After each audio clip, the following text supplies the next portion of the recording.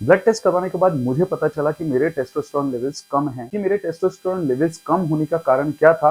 Mainly एक तो ये था कि दारू मैंने स्टार्ट कर, तो विटामिन डी था मेरा 42 नैनोमोल्स पर लीटर। वैसे तो ये बहुत माइल्ड डेफिशिएंसी था, लेकिन मेरे लिए बहुत ज्यादा सरप्राइजिंग था, क्योंकि आर्मी में हम मोस्टली आउटडोर रहते हैं। विटामिन डी का टेस्टोस्टेरोन से क्या रिलेशन है? तो मेरा जो सप्लीमेंट्स का रेजिमेंट था उसमें विटामिन डी3 और के2 की ये टैबलेट थी। तो सबसे पहले ये जान लेते कि मैग्नीशियम का टेस्टोस्टेरोन से लिंक क्या है। ये है कोलेस्ट्रॉल और टेस्टोस्टेरोन का मॉलिक्यूलर फॉर्म। देखने में कितने सिमिलर हैं दोनों। जैसा कि मैंने पिछले वीडियो में प्रॉमिस किया था कि मैं 2 दिन बाद लाऊंगा एक वीडियो जिसमें मैं बताऊंगा कि मैंने 60 डेज में कैसे अपने टेस्टोस्टेरोन लेवल को बढ़ाया। ब्लड टेस्ट करवाने के बाद मुझे पता चला कि मेरे टेस्टोस्टेरोन लेवल्स कम हैं। पिछले साल फरवरी में, जैसा कि मैंने अपने ट्रांसफॉर्मेशन वीडियो में भी आप लोगों को बताया था कि मेरे टेस्टोस्टेरोन लेवल्स कम होने का कारण क्या था। मेनली एक तो ये था कि दारू मैंने स्टार्ट कर दी थी, और दूसरा कारण ये था कि अपनी एक्सरसाइजेस जो हैं वो बिल्कुल कम कर दी थी, और साथ ही साथ में जो डाइट थी इसमें प्रोसेस्ड फूड मेरा काफी बढ़ गया था, और इसकी वजह से टेस्टोस्टेरोन लेवल्स जो है वो कम हो गए। लेकिन इन सब चीजों के अलावा एक और बड़ा रीजन सामने निकल कर आया टेस्टोस्टेरोन लेवल्स कम होने का, और वो था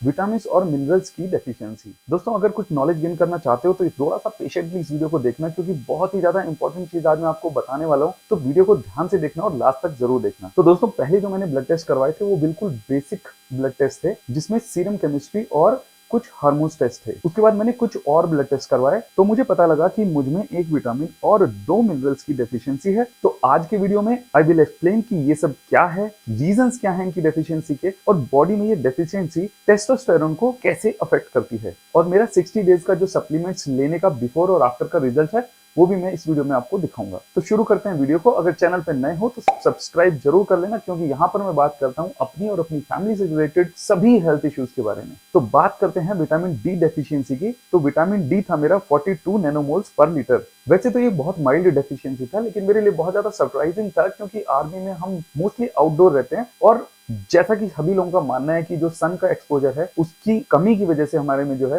विटामिन डी की डेफिशिएंसी होती है। तो मुझे ये समझ नहीं आया कि हम लोग तो बाहर ही रहते हैं और फिर मेरे अंदर विटामिन डी की डेफिशिएंसी क्यों है। इस बारे में थोड़ी देर में चर्चा करूंगा वीडियो में, लेकिन उससे पहले मैं आपको ये बता दूं कि बहुत सारी स्टडीज और रिसर्चेज ये कहती हैं कि मोर देन 50% जो पॉपुलेशन है पूरे वर्ल्ड की, वो विटामिन डी में डेफिशिएंसी है। तो दोस्तों, विटामिन डी जो है ये एक फैट सॉल्युबल विटामिन है, जिसे हमारी बॉडी खुद बनाती है जब हम धूप में निकलते हैं या सन के एक्सपोजर में आते हैं। उसके अलावा विटामिन डी हमें हमारे खाने से मिलता है, हमारी डाइट से, या फिर कुछ फूड सप्लीमेंट से। जो मार्केट में विटामिन डी की टैबलेट्स या कैप्सूल्स आते हैं, तो हम धूप भी अच्छी ले रहे हैं, हम डाइट भी अच्छी ले रहे हैं। तो ऐसा क्या रीजन हो सकता है कि हमारी बॉडी में या मेरी खुद की बॉडी में विटामिन डी की जो है कमी पाई गई? तो दोस्तों, इसके 2 मेन कारण हैं। एक तो होता है माल absorption syndrome.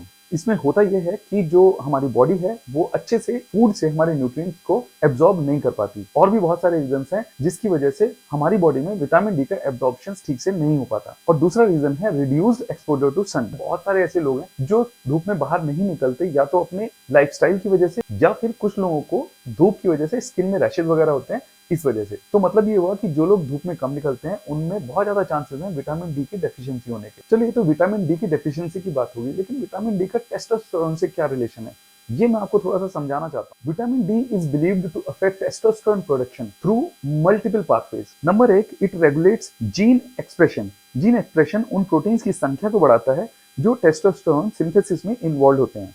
Number 2, vitamin deficiency से ल्यूटिनाइजिंग हार्मोन लेवल्स इन्फ्लुएंस होते हैं, जो कि टेस्टोस्टेरोन लेवल्स को स्टिमुलेट करते हैं। और number 3, vitamin D is also crucial for immune, cardiovascular and brain functions, all of which play a role in testosterone production. तो दोस्तों, मेरा जो सप्लीमेंट्स का रेजिमेंट था उसमें विटामिन डी3 और के2 की ये टैबलेट थी। मैं यहाँ किसी ब्रांड को प्रमोट नहीं कर रहा, लेकिन इसकी एक टैबलेट में 1900 IUS है, और मैं दिन की 2 टैबलेट लेता, तो टोटल हो गया 3800 IUS। और दोस्तों, साथ ही साथ मैंने बढ़ाया अपना धूप में रहने का टाइमिंग को भी, और रिजल्ट ये था कि विटामिन डी लेवल पहुंच गया 42 नैनोमोल्स पर लीटर से 212 नैनोमोल्स पर लीटर। तो ये मेरे लिए काफी अमेजिंग रिजल्ट था, और आप लोग भी सोच रहे होंगे, यार ऐसा कौन सा टैबलेट खा लिया तुमने, कौन सी ब्रांड का, हमें भी बता दो। तो दोस्तों, ब्रांड को प्रमोट मैं कर नहीं रहा यहाँ पे, लेकिन हाँ, मैंने एक वीडियो जरूर बनाया था कि सप्लीमेंट्स खरीदने से पहले आपको क्या क्या ध्यान में रखना चाहिए, और उस वीडियो का लिंक मैंने डिस्क्रिप्शन में नीचे डाल दिया। आप इस वीडियो के बाद उसे जरूर देखना, ताकि आप कभी भी कोई सप्लीमेंट अगर मार्केट से खरीदने जाते हैं या ऑनलाइन मंगाते हैं तो आप फेक सप्लीमेंट से कैसे बचें। तो विटामिन की बात यहाँ पे हो गई। अब बात कर लेते हैं कि वो 2 मिनरल्स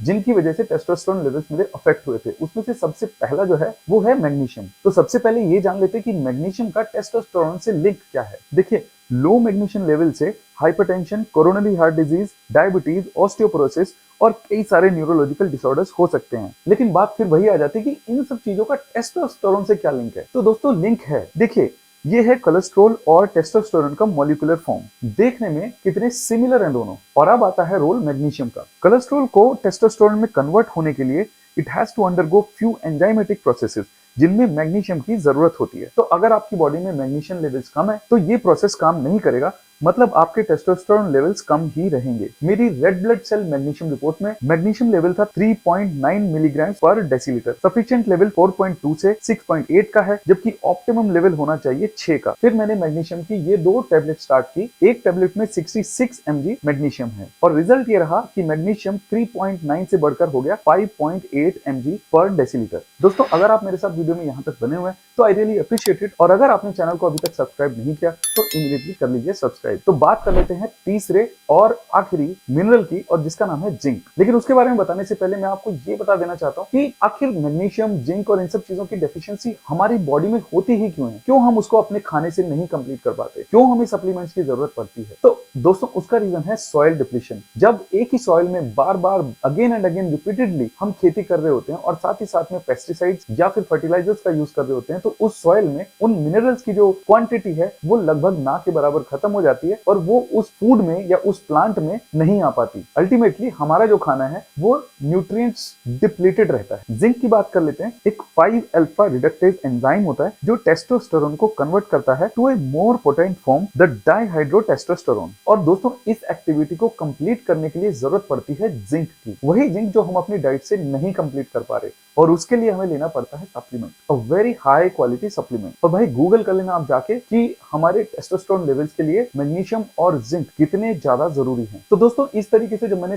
जिंक सप्लीमेंटेशन किया तो मेरे जिंक लेवल्स भी 10 यूमोल्स पर लीटर से बढ़कर यूमोल्स पर लीटर हुए, वो भी सिर्फ 2 महीने में। तो दोस्तों टेस्टोस्टेरोन लेवल्स को नेचुरली इंक्रीज या इंप्रूव किया जा सकता है, और उसके ऊपर भी मैंने अपने वीडियोस पहले भी बनाए हुए हैं, वो आप जरूर जाके चेकआउट कीजिएगा। मैंने लिंक डिस्क्रिप्शन में डाल दिया। और ये वाला वीडियो अगर आपको पसंद आया हो तो लाइक करें और अपने दोस्तों के साथ शेयर जरूर करें। अगले वीडियो तक के लिए जय हिंद।